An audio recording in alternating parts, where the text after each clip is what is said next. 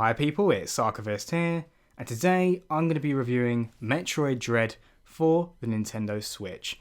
And this is my first ever 2D Metroid game, so unfortunately if you're looking for any comparisons to the previous entries in the series, I'm not going to be the best person to do that. However, if you are a new player interested in playing Dread, but you're a little bit concerned because you don't know too much about the series, or indeed you haven't played them so you don't quite understand what the mechanics are, perhaps I can give you a little bit more of a unique insight because I was in that very position not long ago. But I will say, if you are in such a situation, it might be worth doing a quick look up on the background of the series from a history standpoint, because although there is a recap at the beginning of this game, it was very quick. It gives you just enough to know what's going on, but a little bit more context behind those aspects would have been quite useful. And if we go straight into the story of this game and my thoughts on it, it does strike me as a very Nintendo story in that it's not super complex, but the story beats that happen are quite significant. And I remember most of the cutscenes because although there aren't a lot of them, they're very impactful and I think framed in a very interesting way, be it an intro to a boss, a revelation about Samus, the main character, or just the end scenes, which obviously I won't go into detail about, but I did love the ending of this game. Very dramatic and a big payoff to the journey that is Metroid Dread. So there isn't too much to talk about. The base setup is that Samus, the bounty hunter, goes to visit a planet because there's this sighting of an X-parasite, which is an incredibly dangerous threat to the galaxy as a whole. And the Galactic Federation send these robots called Emmys to go and search for them. However, they go offline and can't be contacted. So Samus goes to find out what happened to the robots, but when she arrives, unfortunately they seem to have been overtaken, and now they are hunting her instead. And she's very quickly attacked by a mysterious figure that I will not reveal any information about, again, for obvious story reasons. But the story is fine, but it is not the reason to play the game, right? It's not a narrative-driven experience. This is very much a gameplay-driven experience, which, again, it's such a Nintendo thing. Most of their core franchises, I find, have interesting stories, but the games are never narratively driven. So like Zelda even, I feel, is more gameplay driven, and if it's the closest thing I can say to a narrative experience. But nothing to complain about here. It's just a great way of framing the context for why you're here and what you're doing.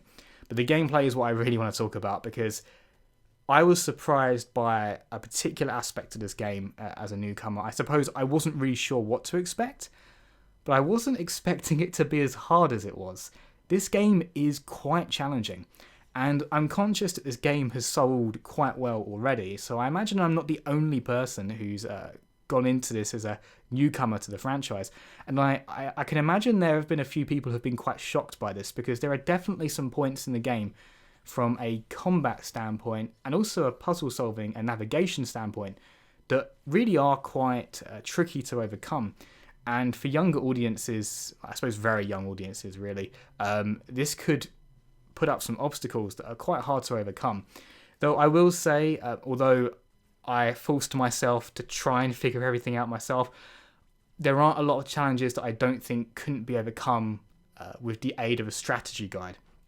Because a lot of the challenges in this game come down to finding out the strategy, like the way of overcoming it. So, for example, navigation. Unlike a lot of side-scrollers where you might just begin on the left and your objective is to go to the right, this game is super labyrinthine in that you have to go up. That's your main objective, is to go up. But to go up, you need to go right, left, down, up, all over the place in all directions.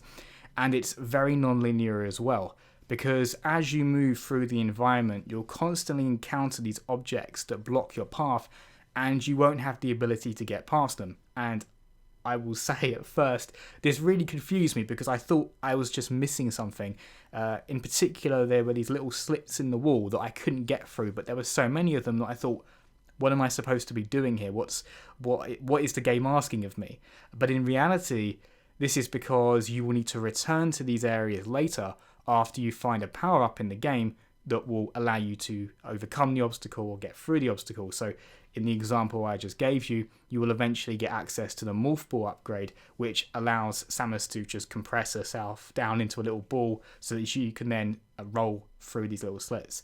So there are lots of these points in the game.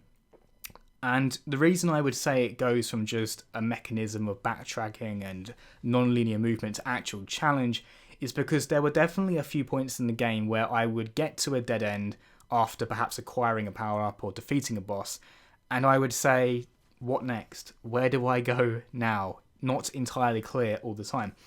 And there were definitely a few points early on where I was frankly lost and getting quite frustrated actually, until I realised that when it comes to navigation, there is a key thing you must keep in mind if you don't want to get lost in this game, and that is to pull up the map and look for items on the map that you have recently gained the ability to acquire.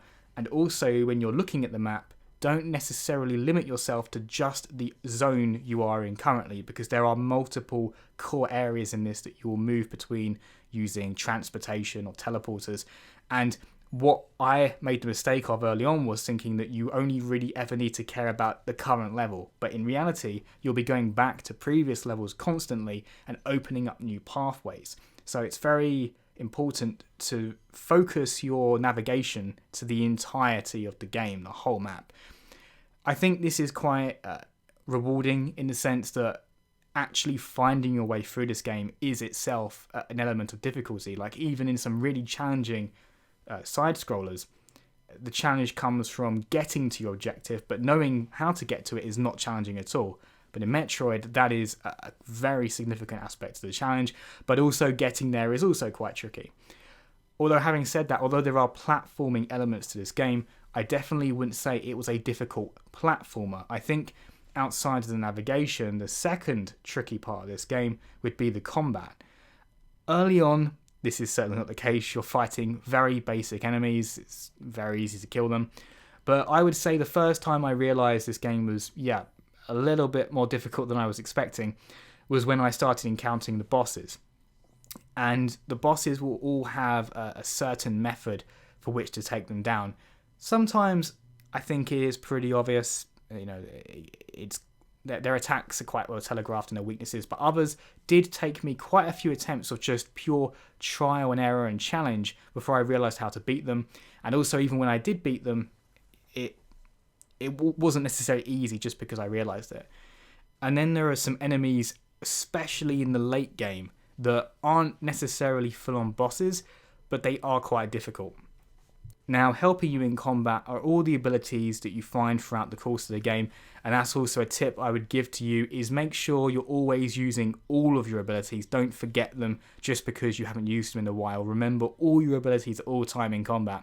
But there's also the all-important encounter, and this is when an enemy, there'll be a little flash of yellow on them before they strike, and if you hit the counter button at just this precise point, it will do massive damage and you can retaliate.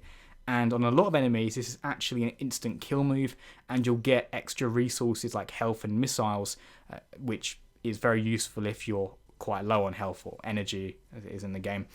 So, combat, I would say, throughout the first 2/3 of the game, is pretty tricky, but nothing to write home about. But definitely in the later portions of the game, when some of these mini-bosses start getting introduced, it does start to get quite challenging, genuinely. I mean, the thing is, I died a lot in this game, a lot. I'll happily say that. But the good thing is, though, if you do die, you are often not sent back very far. Rarely more than, honestly, 3 or 5 minutes. Usually you're sent back, like the previous door you entered, for instance. And I think the only point where I was wondering if I could do it was, funnily enough, the final boss. Not going into too much detail, but the final boss I found to be pretty tricky, though. When you beat them, it's a great payoff for doing it. Now, something I haven't mentioned yet, somehow, is the major mechanic of the game, which are the Emmys, which are the robots which are hunting Samus. And when you first encounter these, you can do no damage to them. You can't fight them, you can only run. and it's made very clear early on that fighting them is useless, and if you try to do that, they will just grab you and instantly kill you unless you're able to initiate a counter at just the right point. But I'm convinced the game varies the timing with which you're supposed to counter them so that you can never ever rely on it, because I believe that if you could reliably counter these opponents, you would stop worrying so much about them because you'd know you would just have to master the counter. But I think they've designed it in a way that it's almost impossible to master it. I'm sure someone out there is going to prove me wrong on that, but I never got the hang of it throughout the entire game, and I'm even, what you're seeing now is hard mode, and I still haven't come anywhere close to being able to confidently pull off the counter. The first time I did it, I think it was just an accident. I was like, oh wow, I did it. So it's almost like a roll of the dice when it happens. And it's not like this does damage, it just stuns them so that you can get away from them. And I think at first, the name of Dread of this game was a very appropriate title, because whenever you would go into their hunting zones, because they're not over the entire game, they're in these very specific areas. When you enter their hunting zones, I genuinely did feel a little bit of anxiety, because you know there's this enemy in here hunting you constantly. And the best approach I found to do it was just the moment I'd go into their hunting grounds, I would just run through as fast as I could. So I'd actually reduce the chance that I'd even encounter the enemy, let alone have to run away from it. You do get some abilities to help you run from them or hide from them, like the Phantom Cloak, which is basically turning you invisible. Though the amount of times I would turn invisible and the enemy would just walk into me anyway, I lost count of that. So I stopped hiding with that as much and just sort of changed to running away from them, jumping over them, things of this nature.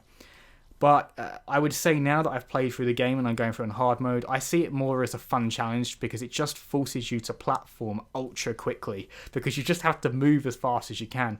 And looking back at it, it's quite exciting, really. I do definitely still die to them a lot. Like, I don't feel like I have gotten amazing at escaping enemies even now. I've definitely just run into them like an idiot a few times.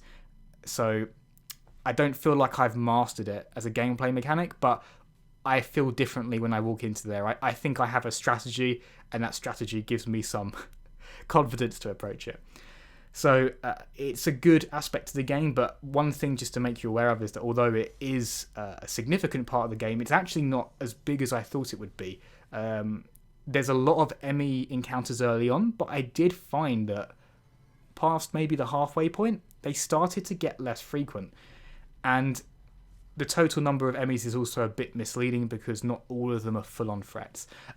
But, oh yeah, and also just to say, you can defeat enemies eventually, but you have to be able to find the central control units which allow you to supercharge Samus's gun, and then you finally have the ability to take them down. And I thought this was very creatively done, because it's like a two-stage thing. First of all, you need to use the rapid fire function to burn away their mask or their helmet, whatever you want to call it, and then you would deliver the final blow.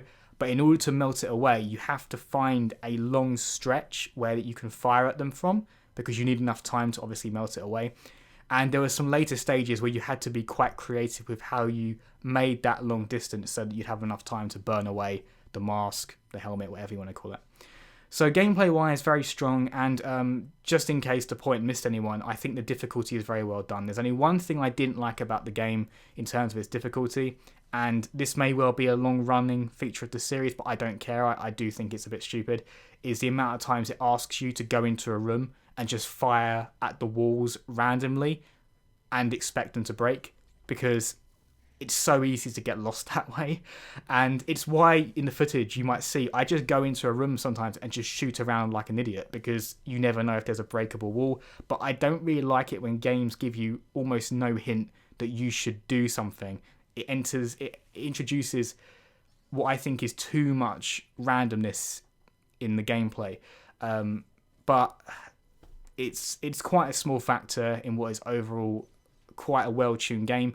But I don't think anyone can really convince me that parts of the environment that randomly break with no indication they're breakable is a good idea. It's just me, personally. And I'm sure like there are some walls which are quite obvious they can break, but others, other than maybe instinct, there's nothing telling you can do it. So finally, the graphics and the performance. we're talking about a Nintendo Switch game here, so it can only go so far. And I think the unfortunate effect of playing on next-gen systems like the Xbox Series X and PS5 is that they sort of comparatively make the Switch look even less powerful, of course, because they've advanced, yet the Switch hardware hasn't. Even on the OLED model, it's still the same hardware. And I'll be honest, guys, I was a tad disappointed that it's a 900p game in docked mode. I thought because it was a side-scroller, they'd be able to get it to 1080p. But no, it's 900p, and it does look a tad blurry, if I'm honest. It was actually the first thing that stood out to me when I started playing. It does look a bit blurry. But on the positive side, it is a 60 FPS game, vast majority of the time. Cutscenes switch to 30 FPS, but that's not gameplay, so I've got no concern there. And they don't stutter, so 30 FPS is fine. 60 FPS, vast majority of the time, but not constantly. There are a few areas in the game where I think it's dropping just a few frames, but because of it being a side-scroller, it does create the impression of like a quick pause in the gameplay. It's not super common, and in fact, I almost don't want to say it in some respects because I don't want anyone to think it's worse than it is and be put off by it.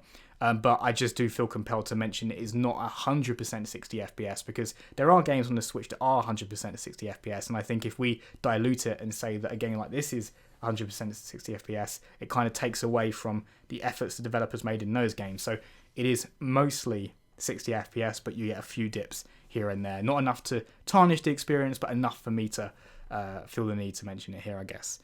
So overall, as my first Metroid game, I really enjoyed it. And the fact that I'm compelled to play it again, and I only really talk about games these days in my reviews that have made an impression on me. So the very fact I'm even talking about it should tell you something about what I feel about this game. It's great.